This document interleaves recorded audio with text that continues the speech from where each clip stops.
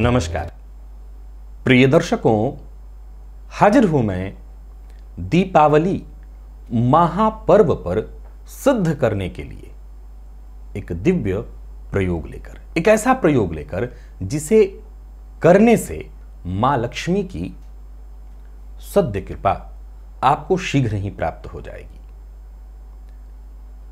प्रिय दर्शकों, दीपावली की जो रात्रि है ये एक अवसर है। अगर आप साधक हैं तो, अन्यथा हर वर्ष दीपावली आती है, आप खूब मिठाई खाइए, पटाखे जलाइए और तान के सो जाइए, दीपावली चली जाएगी। लेकिन यदि आपके भीतर साधक है तो ये जान लीजिए, दीपावली की जो रात्रि है ये साधना के लिए, विशेषकर साबर मंत्र की सिद्धि के लिए बेहद श्रेष्ठ और उपयोगी माना गया है। यदि दीपावली की रात्रि को साबर मंत्र की साधना की जाए, साबर मंत्र को सिद्ध किया जाए, तो साबर मंत्र शीघ्र ही सिद्ध हो जाता है। प्रिय दर्शकों, प्रत्येक वर्ष दीपावली पर मैं आपको प्रयोग बताता ही रहा हूं। बीते इस वर्ष को अगर ले लें तो तीसरा यह वर्ष होने जा रहा है जब मैं आपके लिए दीपावली के अवसर पर त्रिदिवसीय महालक्ष्मी की कृपा प्राप्ति हेतु त्रिदिवसीय होमात्मक यज्ञ का आयोजन करने जा रहा हूं और आप सभी लोग इससे जुड़ गए हैं। लेकिन जो लोग नहीं जुड़े हैं, चाहे वो किसी भी कारण से हो, मैं चाहता हूं कि उनके घर में भी मां लक्ष्मी की कृपा वैसे ही हो। प्रिय दर्शकों, बीते दिनों मैंने आपको एक प्रयोग बताया था, गन्ने के रस से हवन करने का प्रयोग। आप जानते हैं कि मां लक्ष्मी की विशेष कृपा प्राप्ति के लिए भोलेनाथ के ऊपर गन्ने के रस से उनका अभिषेक किया जाता है। गन्ने के रस से यदि हवन किया जाए तो ये प्रयोग भी बिल्कुल वैसे ही है जैसे देवता के मुख में जब आप आहुति डालते हैं स्वाहा बोलकर, वैसे ही हवन में गन्ने का रस डालिए, देवता के वो मुख में पहुंचे और मां लक्ष्मी की कृपा आपके ऊपर हो। मैं ये कह सकता हूं कि ये प्रयोग धन वर्षक है, धन वर्षा कराने वाला है और आजमाया हुआ है। प्रिय दर्शकों, इस वर्ष त्रिदिवसीय जो यज्ञ मैं आयोजित कर रहा हूं, उस यज्ञ में भी गन्ने के रस से हवन को सम्मिलित किया गया है। सभी के लिए जिनका संकल्प हो रहा है उनके लिए गन्ने के रस से भी हवन की व्यवस्था बनाई गई है। लेकिन जो लोग इस कार्यक्रम से नहीं जुड़ रहे हैं, वो चाहें तो अपने घर में भी इस प्रयोग को कर सकते हैं। मैं एक ऐसा समय, एक ऐसा मुहूर्त, एक ऐसा काल साध कर अर्थात लग्न चक्र बना करके देख कर आपके लिए ले आया हूं, जिस समय के दौरान ग्रह स्थितियां काफी अच्छी है, राहु का प्रभाव लाभ से मिल रहा है जो कि अत्यंत श्रेष्ठ है, गुरु धनकोष को बढ़ाने का काम कर रहे हैं, मंगल ऋण से मुक्ति दिलाने का काम कर रहे हैं। एक ऐसा समय जहां चौघड़िया भी आपके लिए श्रेष्ठ मिल जा रही है। दीपावली की रात्रि, वैसे तो मैं आपको लक्ष्मी पूजन का मुहूर्त पहले बता देता हूं। जो लोग केवल लक्ष्मी पूजन का मुहूर्त जानना चाहते हैं उनके लिए दो मुहूर्त है। पहला तो वृष लग्न का है, सायंकाल 6:37 से रात्रि 8:33 तक। नोट करिए, वृषभ लग्न में सायंकाल 6:37 से रात्रि 8:33 तक, यह है वृषभ लग्न। दूसरा है सिंह लग्न का समय।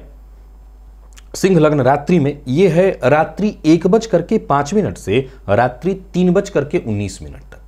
सिंह लग्न वाला जो है वो रात्रि 1:05 से रात्रि 3:19 तक।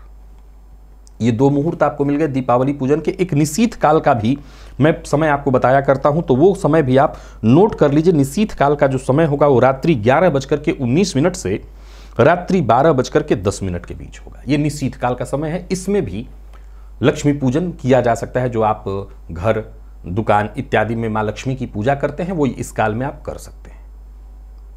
मैं अब अपने प्रयोग की ओर चलता हूं। ये प्रयोग का जो समय है वो रात्रि 8:33 से रात्रि 11:43। फिर से नोट करिए, रात्रि 8:33 से रात्रि 11:43। एक बेहद शुभ संयोग। प्रिय दर्शकों, गन्ने के रस को यदि अग्नि में डाला जाए तो अग्नि के बुझने की संभावना होती है, अग्नि बुझ जाए। लेकिन गन्ने के रस को यदि अग्नि को थोड़ा धधका दिया जाए, तेज कर दिया जाए घी इत्यादि डाल करके, तो गन्ने का रस जब उसमें आप डालेंगे तो अग्नि और तेज होंगी। बस ये ध्यान रखिए कि एक जगह पर नहीं डालना, दाएं बाएं करके डालिए। गन्ने का रस भी अग्नि को खूब तेज जलाएगा।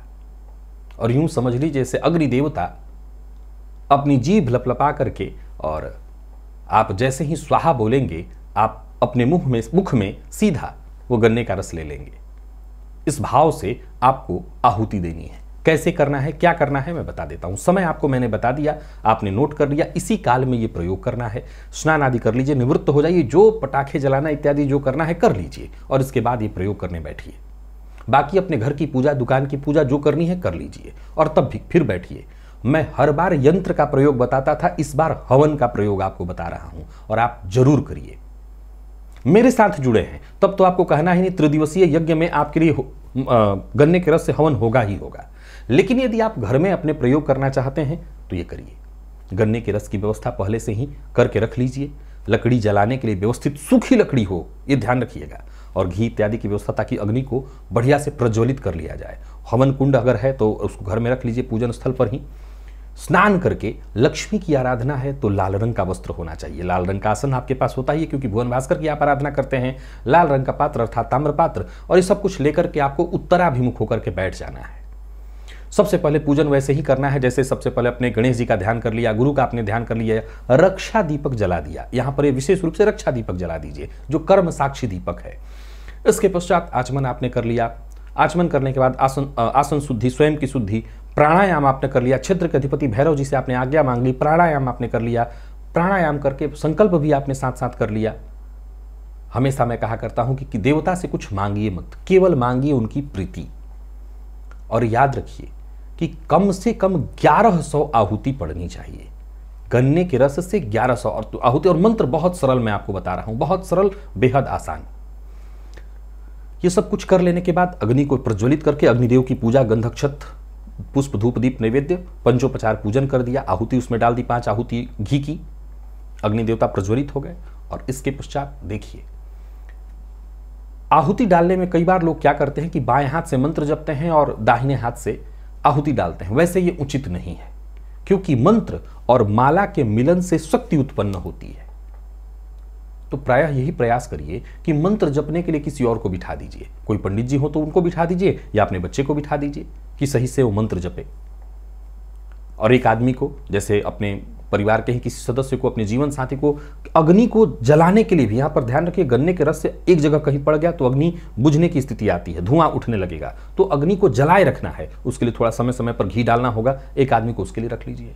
मंत्र बड़ा सरल है, ओम ह्रीम महालक्ष्म्यै स्वाहा। नमः नहीं, फिर से सुनिए, ओम ह्रीम महालक्ष्म्यै स्वाहा। ओम ह्रीम महालक्ष्म्यै स्वाहा। 1100 आहुति। यही मंत्र बोलते हुए गन्ने के रस से हवन करिए। हवन हो जाने के पश्चात हाथ में जल लीजिए, और मां लक्ष्मी के बाएं हाथ में ऐसा मन में सोचिए कि मैंने जो ये यज्ञ किया, इससे जो शक्ति उत्पन्न हुई, मां के बाएं हाथ में मैं अर्पित करता हूं। क्यों अर्पित करता हूं? कि जब मुझे जरूरत पड़ेगी, जब मेरी जरूरत पड़ेगी। आपके पास थोड़ा सा पैसा हुआ, समझ लीजिए कि आप पिता हैं, आपके बच्चे के पास थोड़ा सा पैसा हुआ, अपने पास वो रखे रहा, आपको ला के नहीं दिया, तो ठीक है, उसको जब जरूरत पड़े वो खर्च कर लिया। लेकिन आपके पास, उसके पास 20 रुपए ही हुआ, 20 रुपए ला करके आपको दे दिया, और जब उसको जरूरत पड़ी तो जरूरत पड़ी 30 रुपए की, 50 रुपए की, आप क्या करेंगे? हाँ हाँ लो, तुम्हारा तो पैसा है ही मेरे पास, ले लो। आप 20 रुपए उसमें अपने से जोड़ देंगे। इसीलिए कभी भी अपने पास अपनी शक्ति को मत रखिए, उसे देवता को दे दीजिए। आप अपने पास रख लीजिए, मुझे जब जरूरत होगा दे दीजिएगा। तो वो जब आपकी जरूरत होगी, आपने तो 30 ही किया था, वो 100 आपको करके दे देंगे। आप अपने पास रखेंगे तो उसमें कुछ बढ़ने वाला नहीं, वहां बढ़ जाएगा। तो उनके बाएं हाथ में अर्पित करिए, प्रार्थना करिए मां से। बस एक बार रात्रि में प्रयोग अवश्य कर लीजिए। बाकी मैंने निश्चित काल का मुहूर्त आपको बता दिया, पूजा पाठ जो लोग करना चाहते हैं इस काल में कर ले। बाकी हवन अवश्य करिए, आनंद आ जाएगा, रिजल्ट आपके सामने होगा। मैं जानता हूं, इस वर्ष बताया हूं, अगले वर्ष मुझे बताना ही होगा, क्योंकि जो लोग करेंगे उन्हें इसका लाभ मिल जाएगा। आज के लिए बस इतना ही, इजाजत दीजिए, पुनः मुलाकात होगी। तब तक के लिए नमस्कार।